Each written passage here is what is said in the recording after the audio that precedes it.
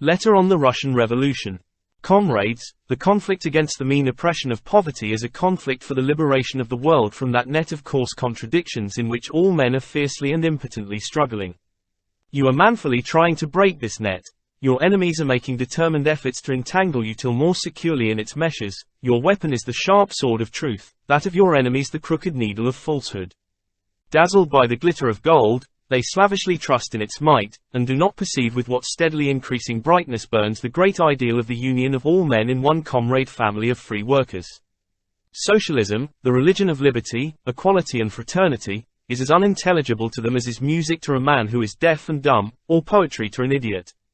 When they see the mighty march of the masses of the people toward freedom and light, dreading a disturbance of their peace, trembling for their position as lords of life, they hide the truth even from one another and console themselves with the spectral hope of defeating justice. They slanderously describe the proletariat as a dark mass of hungry beasts whose one desire is to gorge large quantities of food and who are ready for the sake of a good hunk of bread to destroy everything with which they cannot fill their maw. Religion and science they employ as instruments for holding you in servitude. They have invented nationalism and anti-Semitism, venom with which they would poison your faith in the brotherhood of all men. Even God exists for the bourgeois merely as a guardian of property. In Russia a revolution is bursting into flame, and they slander utterly the Russian proletariat, representing the workman as a mere unconscious elemental force, a barbarous horde, ready to destroy, to wipe out completely all that exists, and incapable of creating anything but anarchy. The man who addresses you now is a man of the people, one who knows the people, and who has not broken his connection with the people until this day. One who is an open-minded spectator of the struggle of the Russian proletariat, and this man declares to you. The Russian proletariat is struggling consciously for the political freedom it urgently needs, and that it wrung the manifesto of October 30th from the government by its own strength. They tell you this manifesto was an act of the emperor's free will. His truth is, it was a trophy of the people's victory. If the interests of the nation had really been dear to the government, it would assuredly have seen to it that the manifesto of October 30th would secure in every corner of the empire the force of unalterable law. But our government is stamped with the habit of arbitrary rule. It denies all laws and is filled with the one great care of securing its own position, which, finding most profitable, it has naturally no desire to abandon. Answer: immediately after the publication of the manifesto in St. Petersburg, governors and other high officials concocted a plot against the people, a plot of which the object was to show that the Russian people was not yet capable of appreciating the blessings of political liberty or of using them in a fitting way.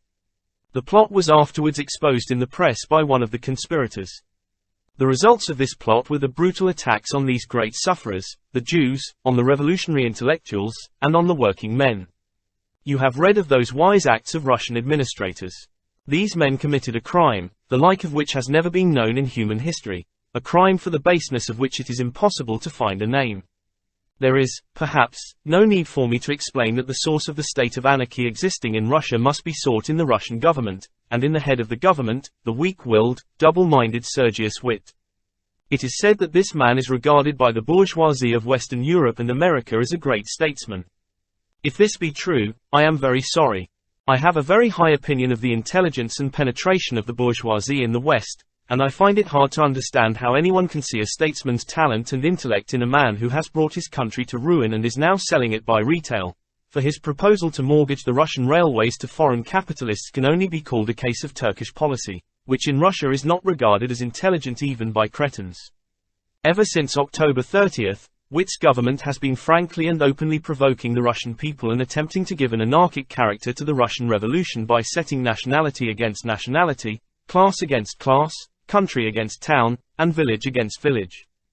In some such phrase as this will the honest and impartial historian in time summarize the experience through which our country has passed and is still passing. The historian who should say that the government has been attempting to pacify a country aroused to fury by its misfortune would lie.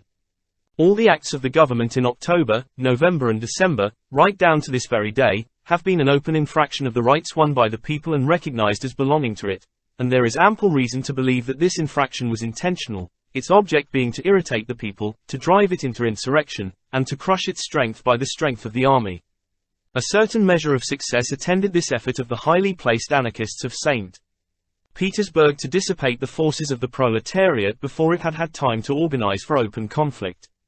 The insurrections in Moscow and in other towns were a direct outcome of the provocatory acts of authorities who openly scoffed at the law.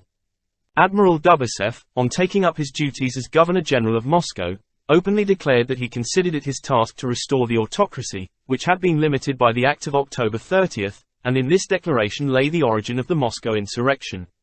But the government made its sad mistake, and the fruits of its error will be bitter. It set to work to destroy Moscow by cannon fire, but, as a matter of fact, the proletariat does not own any real property, and the man who suffered was the bourgeois.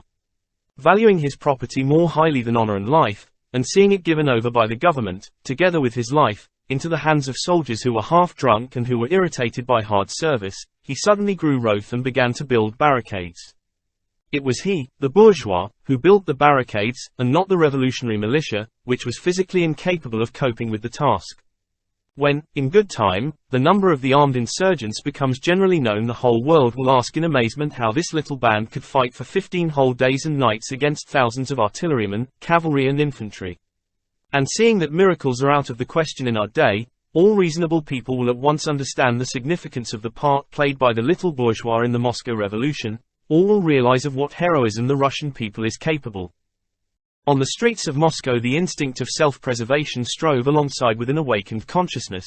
The first struggled brutally like a wounded animal, while the second, embodied in the persons of the revolutionaries, strove heroically like a man inspired by the great fire of the ideal. The proletariat is beaten, the revolution is stamped out, shrieks our reactionary press in malignant delight. Such delight is premature. The proletariat is not beaten, although it has suffered loss. The revolution is strengthened with new hopes, and during these days its ranks have been immensely increased. The revolution has gained a great moral victory over the bourgeoisie, which now perceives most clearly who it is that is creating anarchy in Russia and with what object it is created, who is struggling against anarchy and with what end. The bourgeoisie perceives that the people is defending that freedom which it also needs, that freedom which the people has bought with its blood, and of which the government would now rob it. The Russian government has, as a result of its tactlessness, gained a Pyrrhic victory. By its impotence and forced brutality it has driven moderate elements towards the left, and will, I am confident, drive them still further in that direction. The Russian proletariat is marching towards certain victory, for in Russia it alone is spiritually strong, it alone has faith in itself, to it alone belongs the future. I declare that the Russian Revolution is a cultural and constructive movement, the only movement capable of saving Russia from political dissolution. I declare that the bourgeoisie is impotent and incapable of constructive political work, and I further declare that the anarchy in my country is the work of a government occupied solely with the defense of its own interests, which have nothing in common with those of the nation. All that I have here set down is truth, and will in due time be confirmed by history, if, that is, the hand of the historian be an honest hand and justice be his religion. Long live, then, the proletariat as it goes forth to renew the whole world.